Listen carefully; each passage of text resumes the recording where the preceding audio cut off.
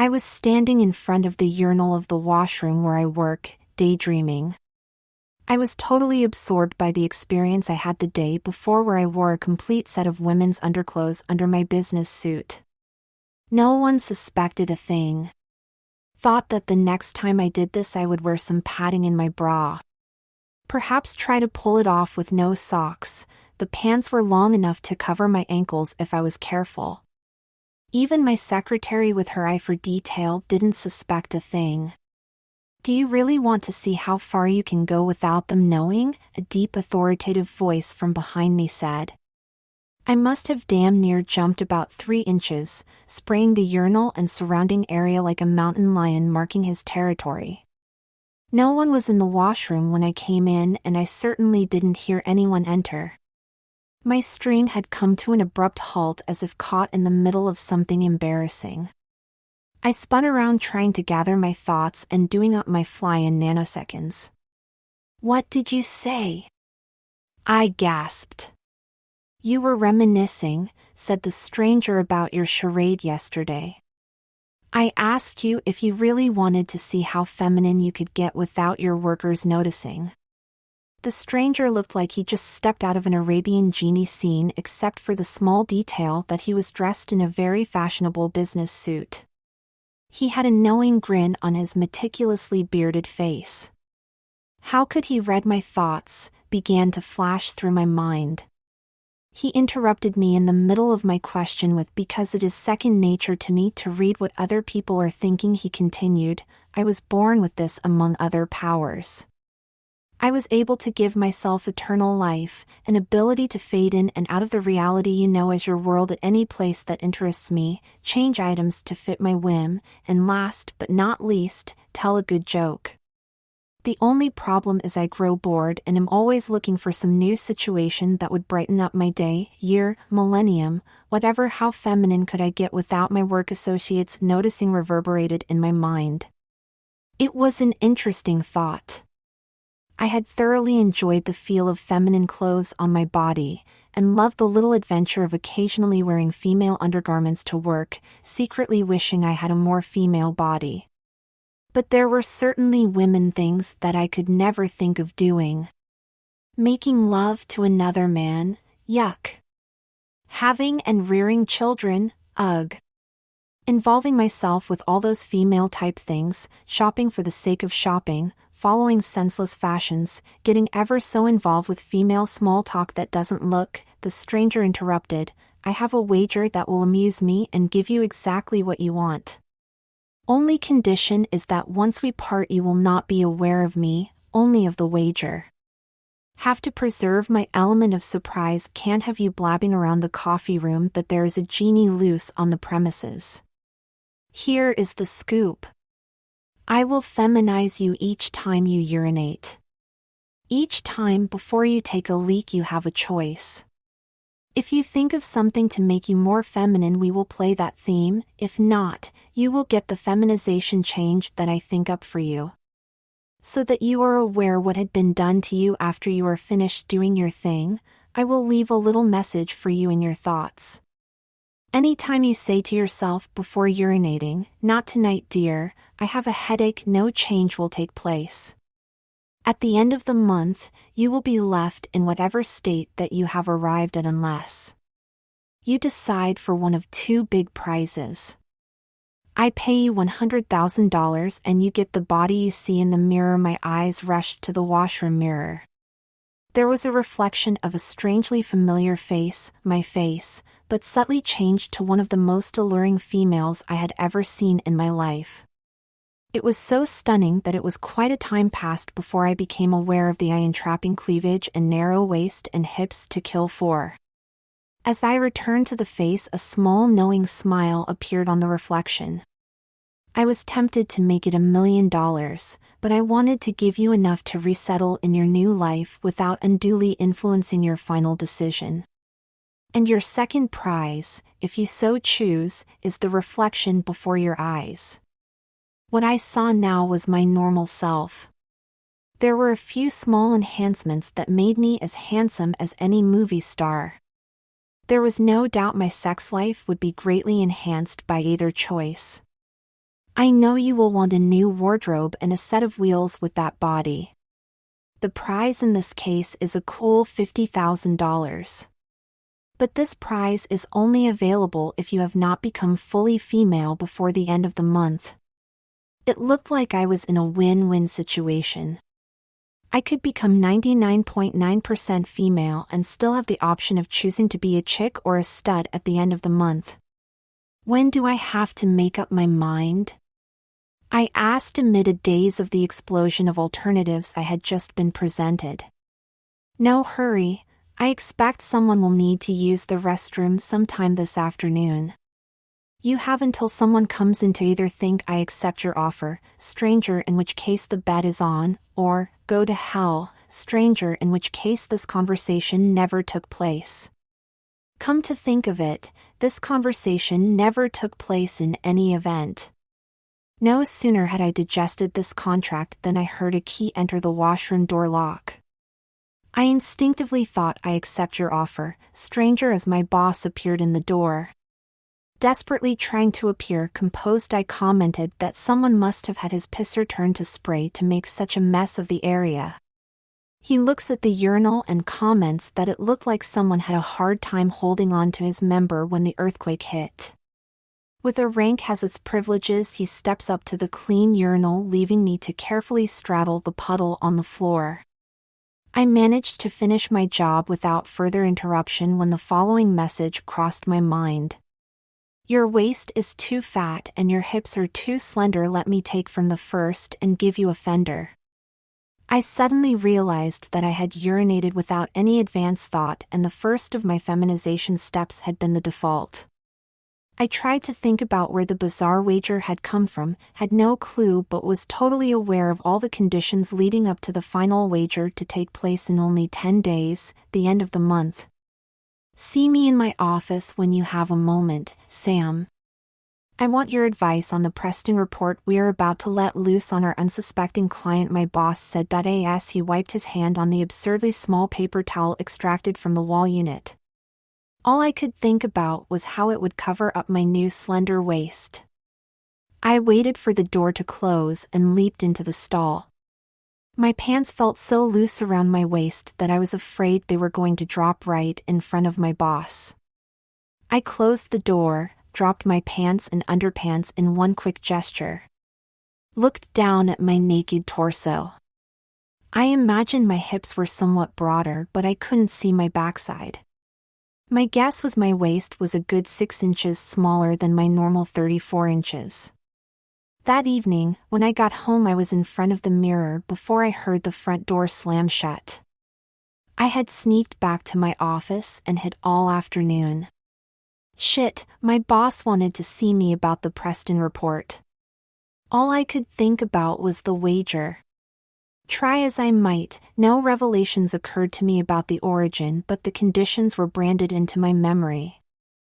I went to the John to take a crap and inadvertently started to pee. Too late again.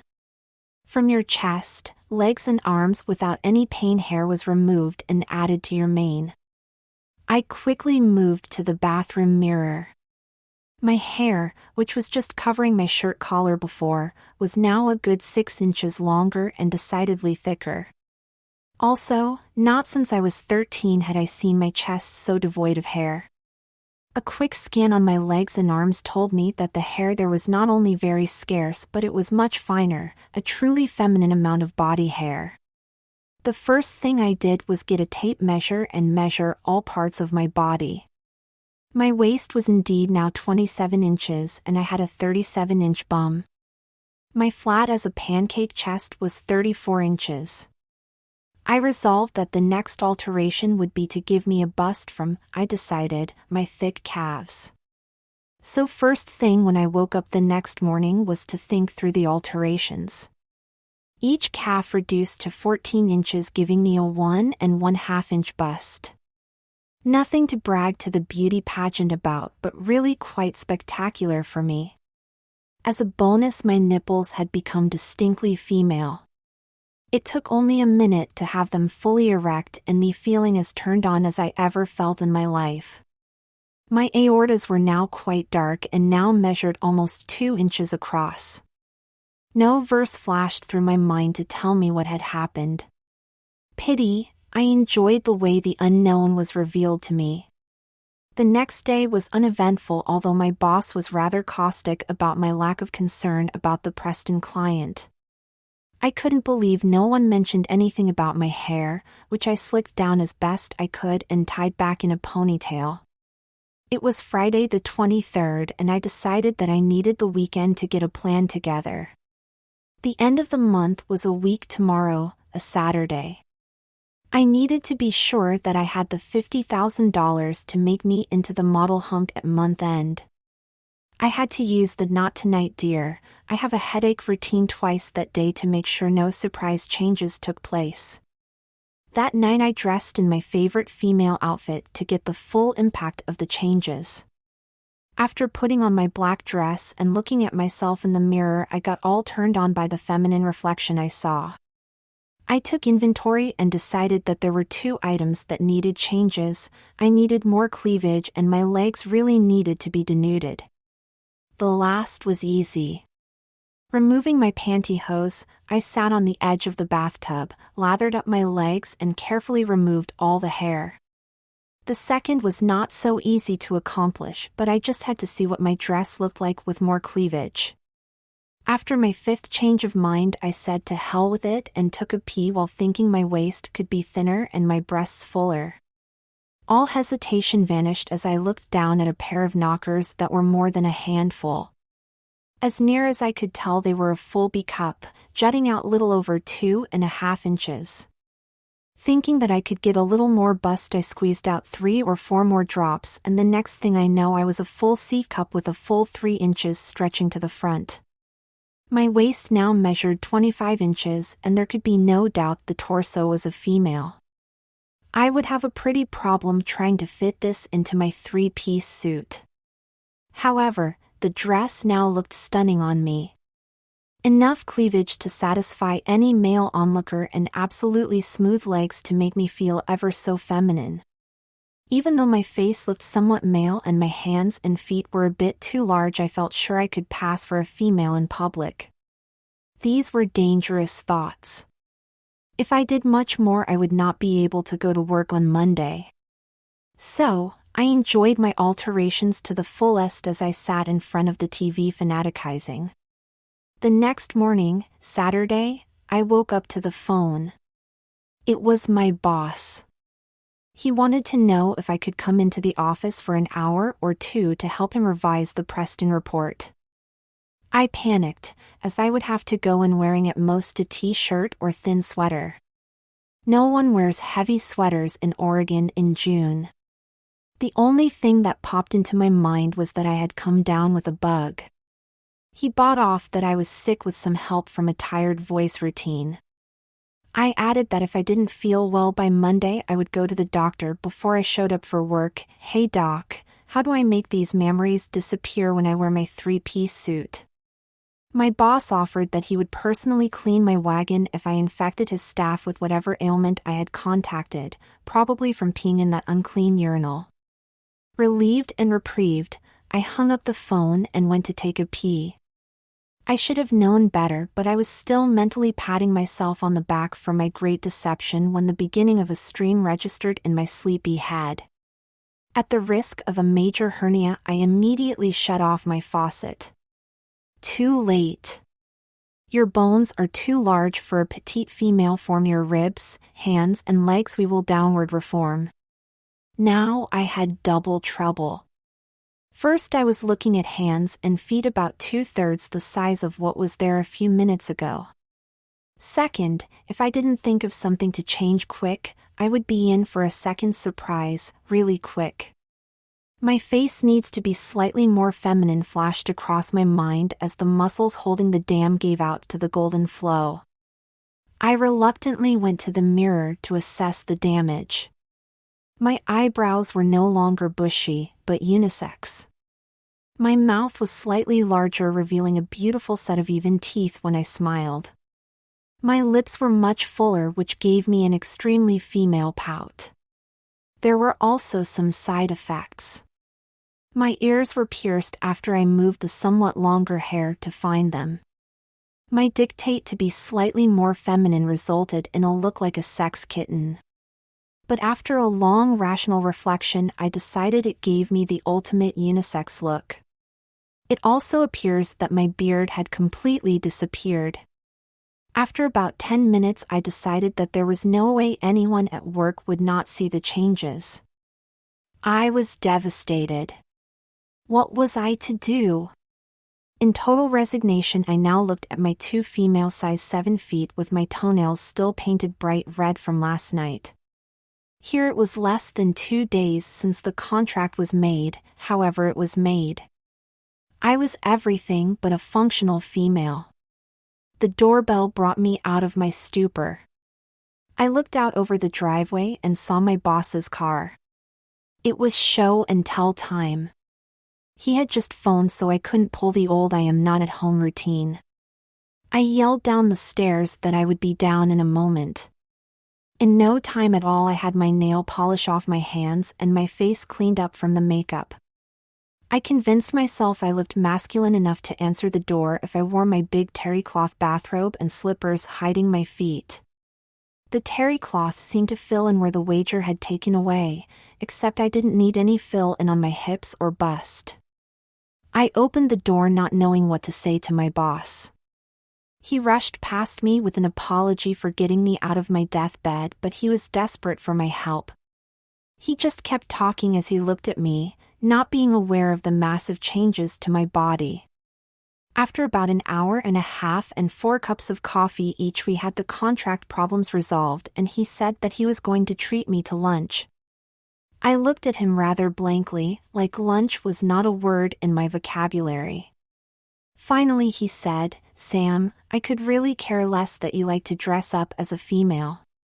You are by far the best employee I have, and I will accept you any way you care to present yourself. Now get dressed and let's get something to eat." I was stunned. He knew I had worn female underclothes. I managed to get out in my unisex voice, "How long have you known?" "Ever since that day last April when you came back from the washroom with your slip hanging out from the back of your pants. Remember, I called a staff meeting and you were asked to man the phones. Well, it turns out about half the staff knew about this already. However, we all agreed you were the kindest, most gentle person we knew, and it would not be appropriate to embarrass you. So the whole company, all 15 of us, made a vow to not let on we knew anything to you about your fetish. Will you please get dressed? I am famished." My mind was a bog. In my room, I sat down at the edge of my bed. What was I going to do? Then the reality of 4 cups of coffee hit me. As I walked to the John, the first chuckled at my change of plans. In quick succession, I wished for 2 other things but saved a few drops for another surprise. My long wavy hair hung down to my waist as I descended the stairs in my tight-fitting shorts, cleavage exposing halter top and sandals. "Well, boss, do you think the other employees will be able to keep their vow?" I said in my new sexy soprano voice. "What previously was out is now quite in. Your only option is $100,000 to win." I had a lot to do before next Saturday. After all, it takes a lot of planning to spend that kind of money.